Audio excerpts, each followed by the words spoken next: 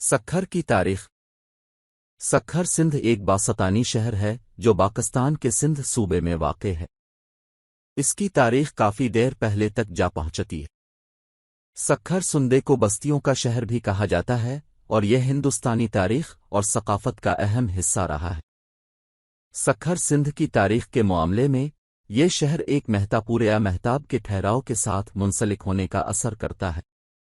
سکھر سندے کے اثرات ہندوستانی تاریخ کے عرصے میں ملے ہیں جب یہ شہر بڑی تجارتی اور سماجی روشنی کا مرکز تھا۔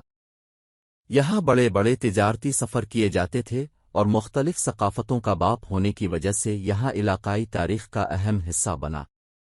سکھر سندے کا باستانی مقام مصر، روم، ایران اور میانمار وغیرہ جیسی ممالک کی تجارتی روابط کو بھی ظاہر کرتا ہے۔